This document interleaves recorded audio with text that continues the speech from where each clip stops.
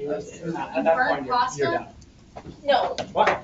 No, I burned. Okay, so I put my mac and cheese. After my mac and cheese was done in the oven, I put it in the broiler to get the hot crispy, and I forgot about it. Oh. So the top was a little burnt. Top was a little burnt, but it was still good. We're happy for your mac and cheese.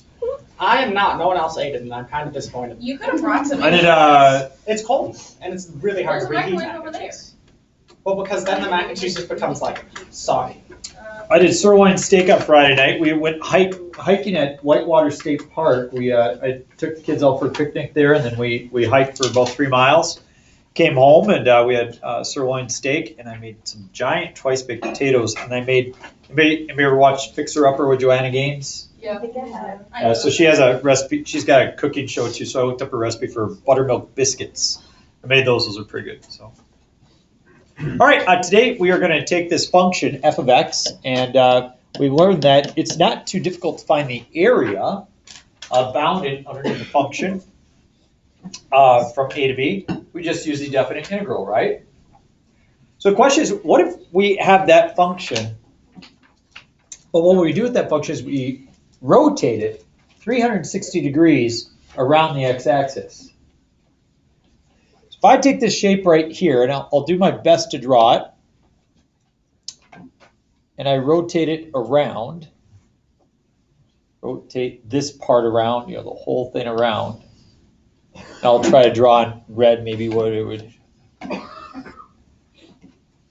you kind of see the shape that you're getting? A little bit? Why'd you draw those openings? Yeah. So, drew the oval thing not because we're creating a three-dimensional shape. So maybe this should look something maybe like a funnel. Can people see it? Like here would be the big part of the funnel, circular, and here would be the small part of the funnel. You see it now? Okay. So the ability to see things spatially, spatial recognition, I believe, is one of the most innate characteristics that people have or don't have as math students. And so I always took for granted everybody understood all the time what we were drawing, but they don't always. So I'll draw one more. So you see, like all throughout here, like, we could pause and draw a disc just about anywhere we want that would represent a section of that funnel. And I say a funnel, but it's not hollow. It's a solid all the way through, okay? So maybe it'd be like if you tipped it on its side, maybe it'd be like a pedestal. Or you tipped it on its side, maybe, it looks something like, like a pedestal you might stand something on, you know what I mean? Whatever it is, that's kind of what it looks like. If we want to be able to integrate it, if we want to be able to find the volume of it, it's not too bad. And it starts with finding actually a volume of just one slice. Maybe ever go to the like deli counter at the grocery store, and they're slicing up ham or something, slicing up steaks. See the big slicer that they use? Yeah. Yeah? We don't have that anymore. You know what? Jersey Mike's It's has over somewhere else. Yeah, I know where it is.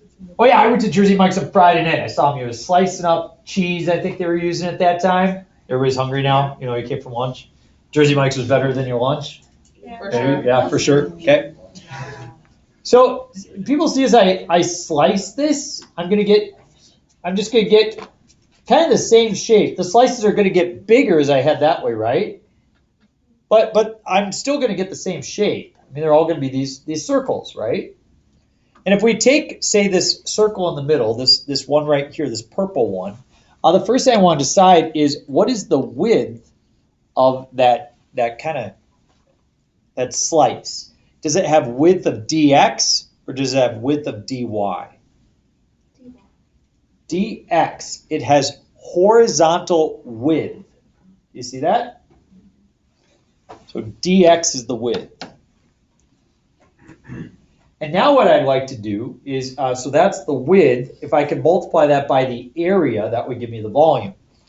Well, what shape does that make on top? a circle. And what is the equation for the area of a circle? At pi times r squared, and then we're going to multiply by dx, and that would be the volume of one of those. That would be the volume of one. Well, the radius is going to be the distance from the center to the outer portion. What is the distance from here to the outer portion? Wait, what? F of x, right? Given a selected x value right here, to come up with the height, you would plug it into the function, you get f of x. So therefore, the volume in this shape is the integral, is simply just pi times the radius, which is f of x squared dx. And that's the volume of one of those shapes. The cool thing about calculus is we could go from doing 1 to an infinite number by simply just slapping on an integral symbol from a to b. Why is pi on the outside? I just think it fits there better. You know what I mean? It's like if I go into your room and you got like an alarm clock somewhere, you got a book, you put your shoes. Where do you put your shoes in your room? They don't go in there. Well, I put them underneath my bed. You know what I mean? Oh yeah, I just like that. You know what I mean? I like the pine on the outside. So how come, maybe it sounds stupid, but how come you don't time or multiply it by 2 if it's, oh wait, never mind, because that's a radius. Better? So let's try kind of the most basic example. And what's important is trying to, kind of see what is the shape that we develop. Find the volume of the area bounded between y equals square root of x equals 4, and x equals 0, rotated around the x-axis. Okay? So I've got square root of x, which looks like this.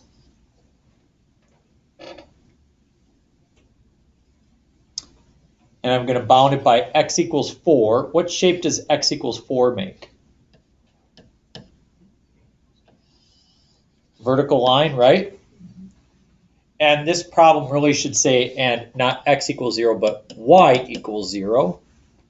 For y equals 0 is a horizontal line that looks like this. So this is my original area. And what I'm going to do with that area is I'm going to rotate it around the x-axis.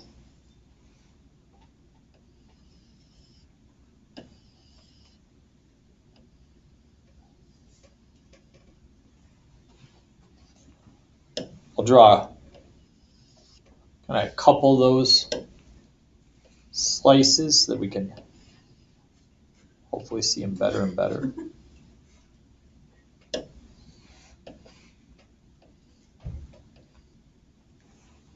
How's your drawing coming?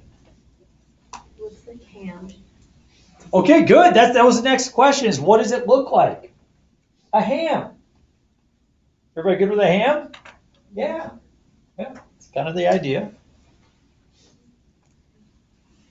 So, and this is the kind of work that they want to see on your exam, is that you have a disc, like a quarter. And what is the width of that disc? Is it dx or is it dy? Dx.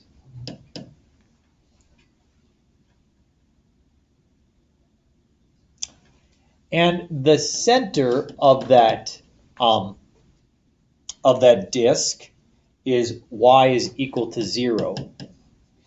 And what makes the top of that disc is y equals the square root of x.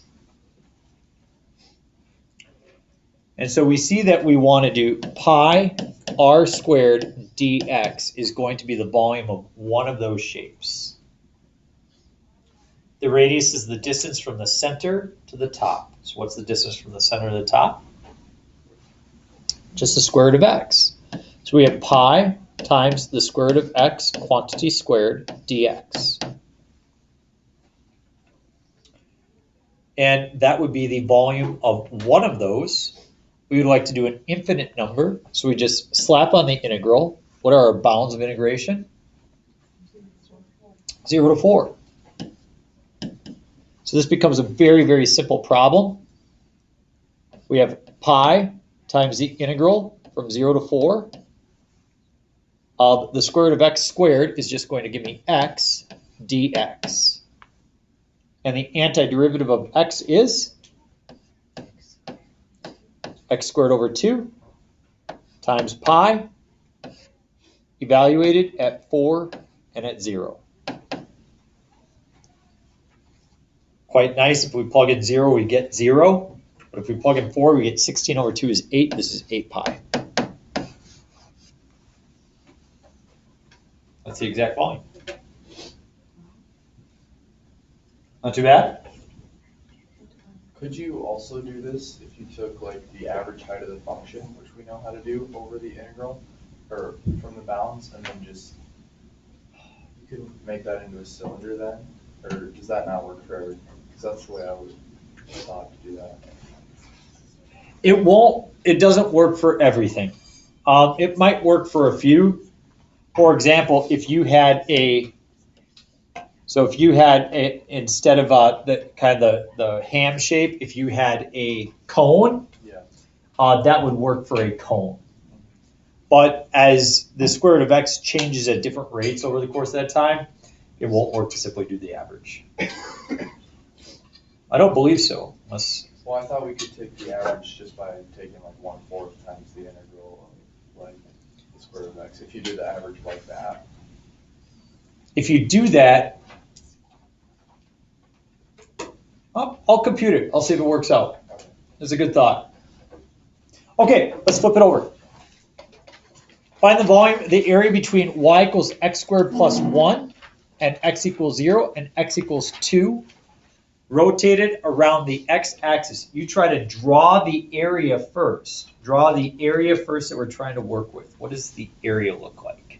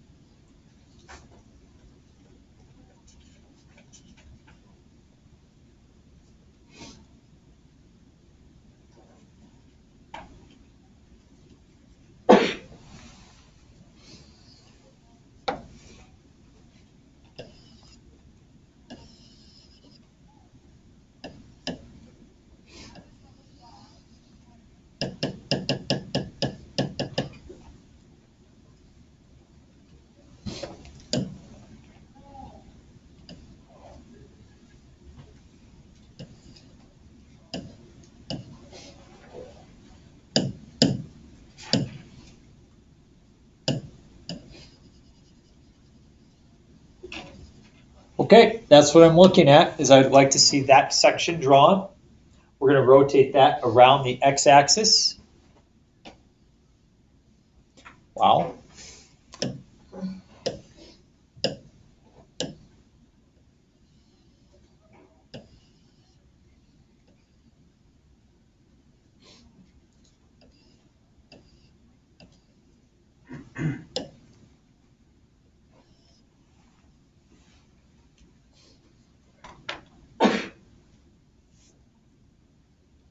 Kind of like the end of a trumpet.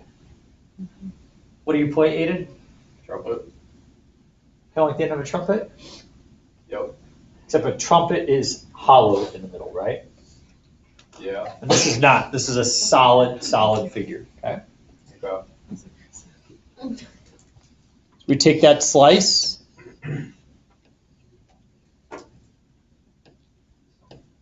Does it have width of dx or dy? Yeah. Dx. The center is y is equal to 0, and the top is x squared plus 1.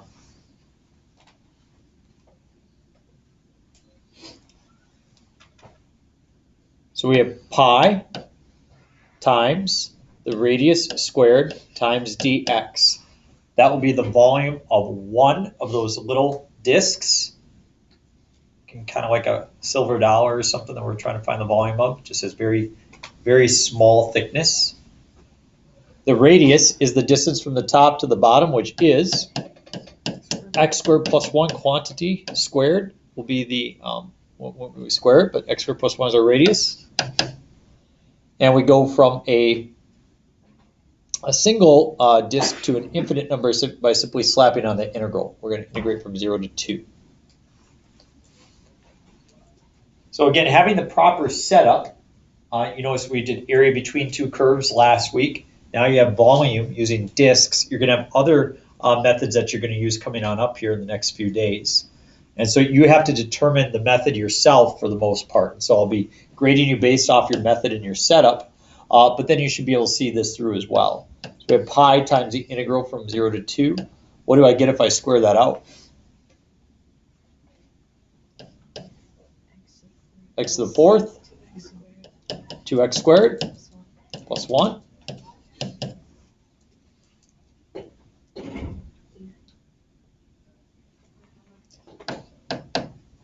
Antiderivative of x to the fourth is x to the fifth over 5 plus 2x cubed over 3 plus x evaluated at 0 and 2. If we plug in 0, do we get 0? We sure do. So we can just focus on plugging in 2 on the top. We have pi times, looks like I'm going to have a 32 over 5. 2 cubed is 8 times 2 is 16 over 3. Then we have 2. If you wanted to turn to your calculator at this point, you could, but we know that this is not too tough for us. We're pretty good with fractions.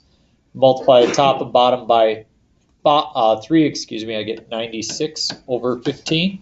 If I multiply the top and bottom by 5, I get 80 over 15. If I multiply top and bottom by 15, I get 30 over 15.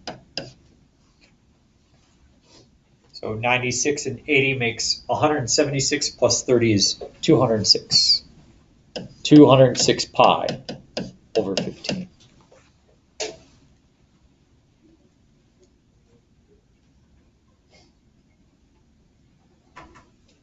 And we're just going to do one last example today. What do you think is we're going to change in this example? Yeah, we need to see a dy problem. Okay, so let's see how that looks. This is find the volume of the area bounded between these three, rotated around the y-axis. I think on your test, I think I show you the original area all the time. Most of the time on the AP exam, they show you the original area. I do think it's worthwhile to take a little bit of time and practice. So let's check this out here. We've got 1/2 x plus 1.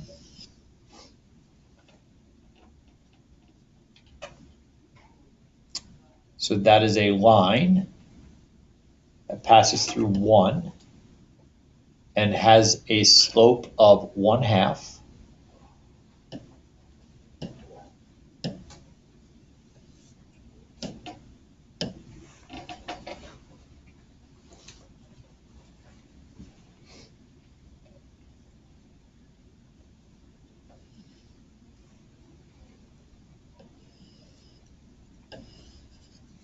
Okay, something like that.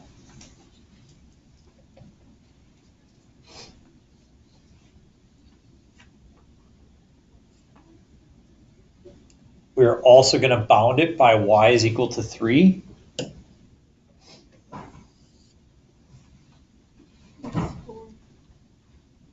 That was 4. Thank you.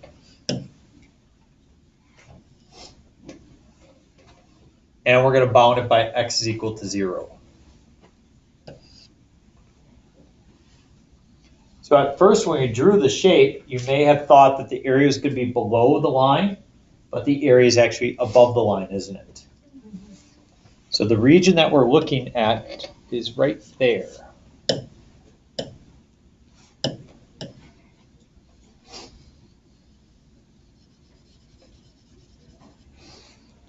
And how are we rotating it this time? Around the y-axis.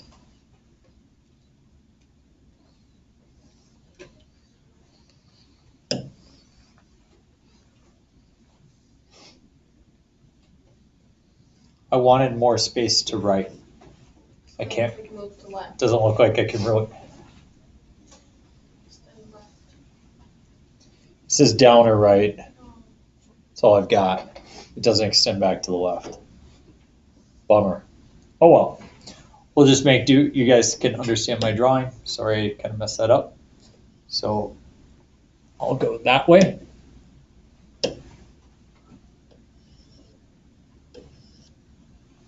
As I rotate around the y-axis, are we good with that? And I'm just going to cut one section in the middle.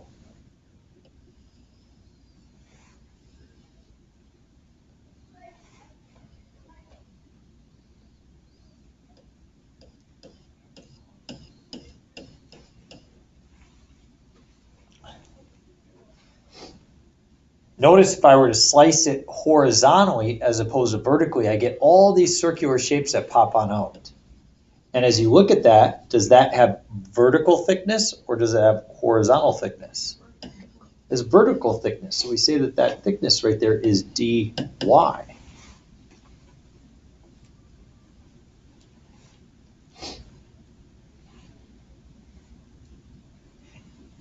And one of the important things to identify is the distance from here to here is going to be 1/2 x plus 1. But we don't want to use 1/2 x plus 1 because that's in terms of x. And that's not the distance we're looking for, are we? What we want instead is we want this distance. Okay?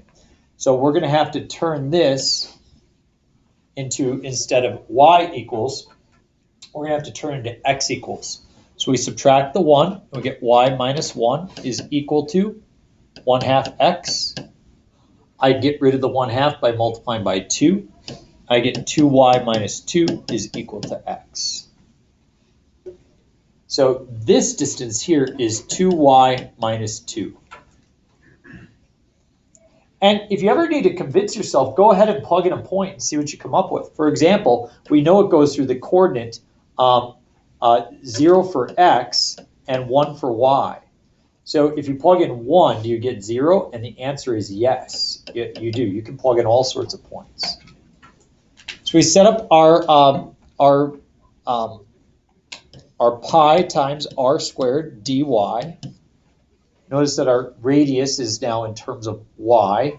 So we have pi times 2y minus 2 quantity squared dy.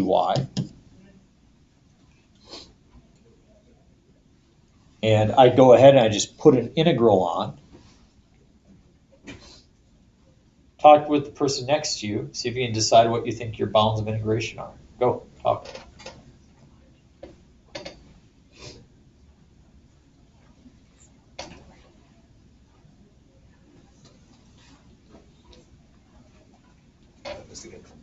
Yes.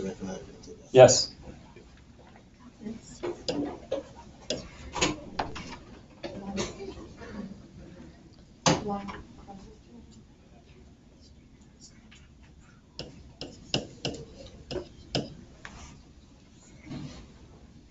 What do you got for your bounds of integration?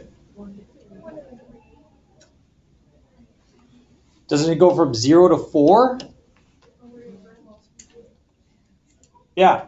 Every time you look to identify your region, like what are my bounds of integration, you always need to consider two things. Number one, never focus on the rotated area. Always focus on the area that you begin with. The second thing you need to focus on is, are you dx or dy? And if you're dy, then you choose these y values as opposed to the x values. Notice that if it was a dx problem, the 4 was not given to us. That's something that you would have to come up with and find. But in this case, you can see very plainly it's from 1 to 3. So 1 and 3.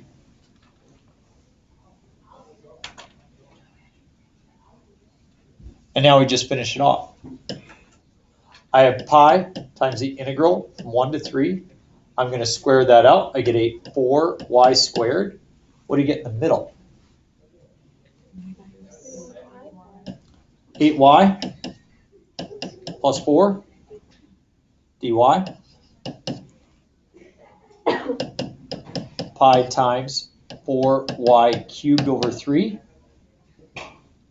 minus 4y squared plus 4 evaluated, Plus 4. or y, excuse me.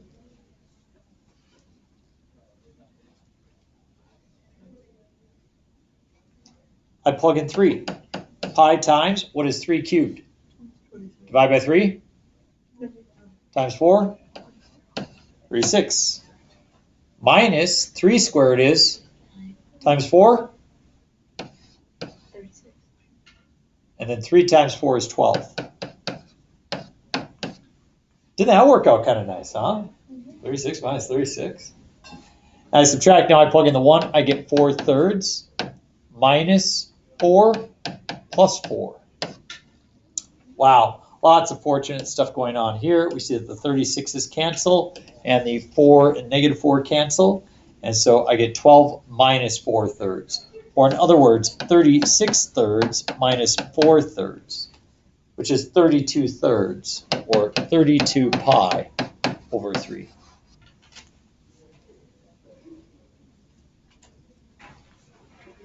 Now, as we leave this problem, what shape does that make? That is a cone, right? And we know the formula for volume of a cone, don't we? We do have a formula, is 1/3 pi r squared h. And so it's no mistake that in this problem, you do have a pi, you do have a divided by 3. Maybe you always wondered, where does that 3 come from? The 3 comes from the antiderivative of the squared. So what did they do with these, come up with these formulas before calculus? Oh boy, Archimedes had some crazy methods to figure it out. Crazy methods to figure it out. But he derived the formula first. Now you can use calculus to prove that this is in fact the correct formula for the volume of a cone. Before we had calculus like this, it was a lot harder to do. Not a problem I'm capable of. I've tried. I'll try again. Never give up, right? I'm stuck on 2 problems right now. 2's kind of my limit. I can't really look at a third. All right, take out your note, homework. You can kind of see what you're headed towards.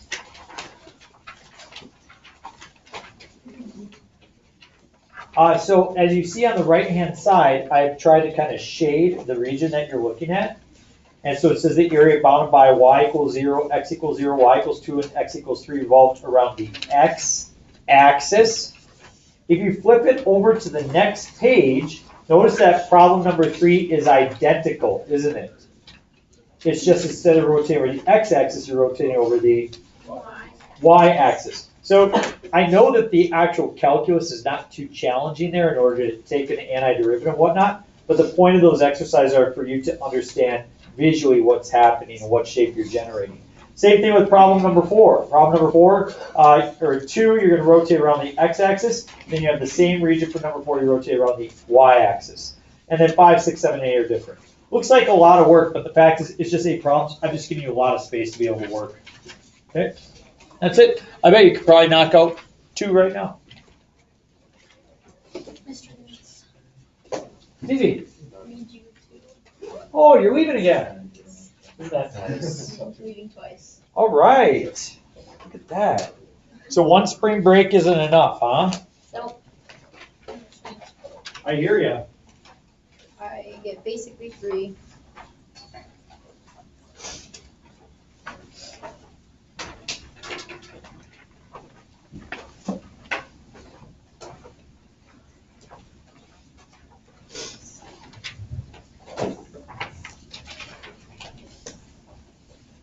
Do we have a day week?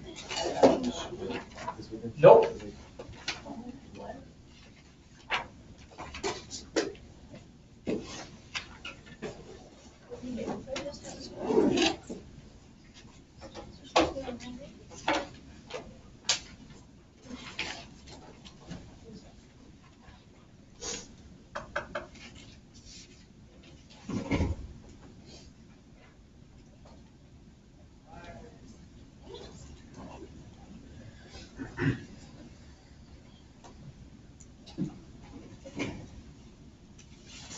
Matthew got a little bit of a cold, huh? Yep. You struggling today? Not really, I suppose. You gonna make it through? Yeah.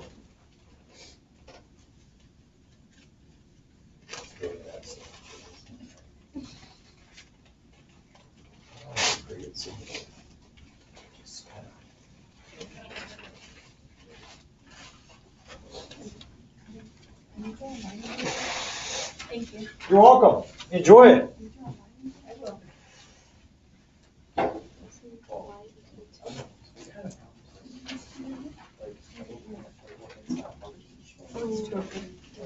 Calculations that you mess up, or like? Well, you can. I mean, as we move forward, the only restriction for us is because we.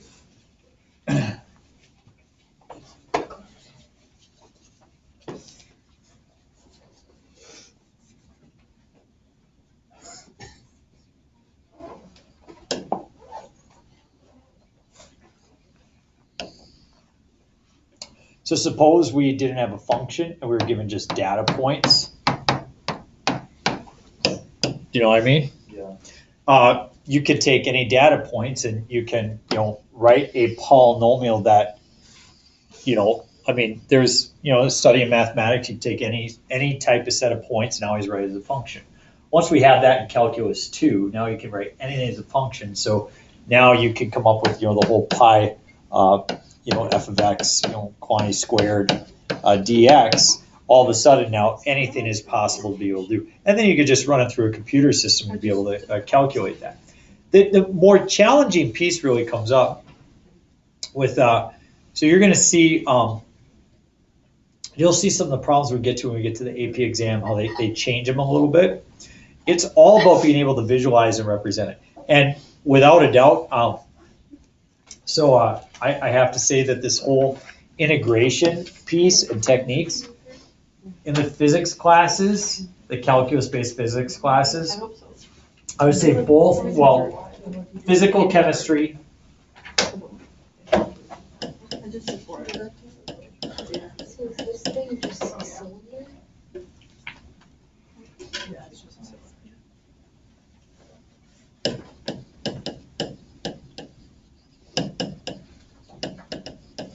So those are the two classes I've seen from, some of our recent students that graduated, that when they start getting into those, the application of the derivative and understanding three-dimensional space. So for example, in the physical chemistry classroom, they were really talking about the space three-dimensionally that was being occupied by electrons.